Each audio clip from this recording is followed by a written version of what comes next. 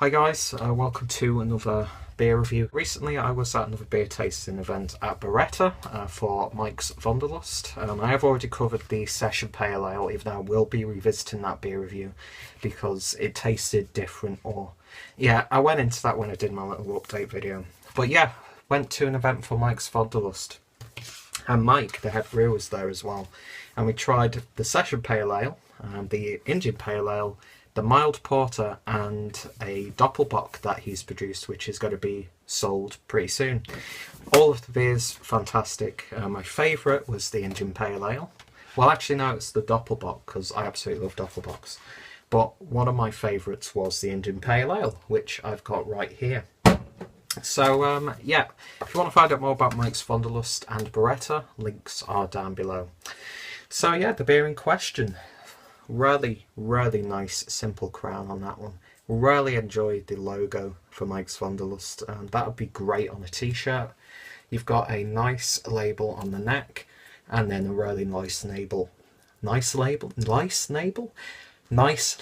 on the front. Really nicely designed. This is the IPA, which is coming in at 6.5%. Really nice inviting looking beer. Let's get the beer opened and right, so there's so there's a really nice amount of carbonation coming out of the glass, and this is what the beer looks like. And yeah, that's a really nice dark browny colour. I don't know what you describe that as. It's not really amber, it's like a dark woody colour. And yeah, can't really see through it at all. You can see really nice amber notes at the bottom. It looks actually a bit darker on camera, but it's a nice dark looking IPA.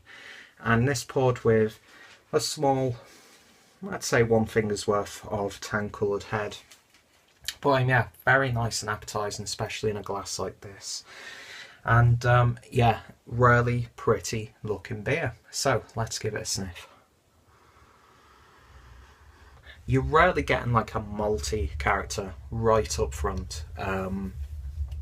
This is more like your typical British classic IPA. It's got those hop notes in there. You're picking up those fruity hops, but they're in the background. But you're picking up a really nice, sweet, malty presence right up front.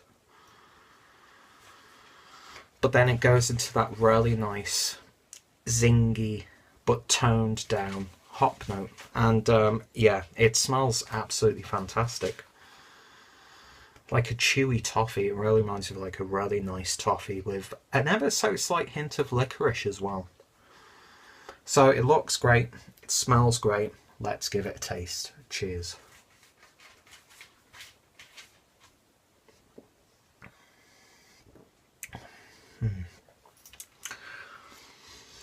I really love fruity IPAs, like the classic, you know, East Coast American style IPA. Even though the bitterness I can find a bit too, I don't know, it's not my thing. But this is such a really nice example of the typical original IPA.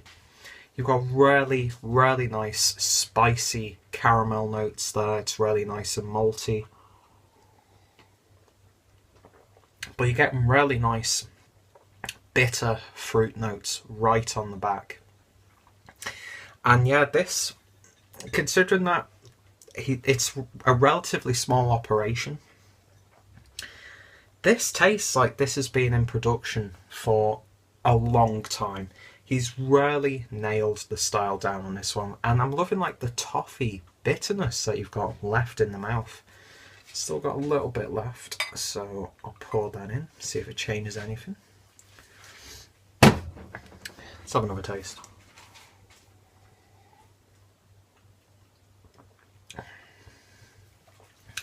It's got a nice body to it. It's not too heavy, but it's not too fizzy and light. It's got an oomph about it. The carbonation is great. The body is great. And yeah, it's just a really solidly crafted IPA. If you like your quintessential British IPAs or APAs, or EPAs I should say, then you're going to absolutely love this. And even though it's like got that slight heaviness about it, it's got really nice drinkability. And you could seriously pick up a 6-pack of this and just have a great time. For the price you pay, I think it's literally about €2 for a bottle. To pay that much, when you convert that to pounds, for a bottle of craft beer, it's a great bargain, and you definitely get your money's worth in just the look and the smell alone. And when you taste it, it's absolutely fantastic. This could easily become one of my go-to IPAs if I'm in the mood for an IPA. It would work well in the summer because you've got that like zesty fruitiness in the back note, but it would work fantastically in winter or autumn when you want something warming and wholesome. And yeah, this is a beer that I think would do absolutely fantastic outside of Germany. Get this exported to bottle shops around the UK, and I think 9 times out of 10 the people who try this one are going to absolutely love it. All of the beers from Mike's Wanderlust, from what I was tasting, it tastes like he's been in the game and doing this for a hell of a long time. As much as I'm enjoying German craft beer, a lot of the times you'll drink like a German IPA or a pale ale or take on a porter or a stout, and you can tell that they're relatively new to this style of brewing and they still need to tweak it a little bit. He needs to do nothing to what he's doing with this IPA. It's absolutely fantastic, and yeah, I can't praise it enough.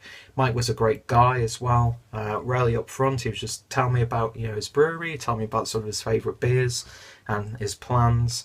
And yeah, this is one of the best German IPAs that I've tried in a while. And yeah, it's got a bitterness that you'd think would be a bit too much for my preference. But in the context of the style and just at how tasty this beer is, it's an absolutely fantastic beer. So I could easily give this a 9 out of 10.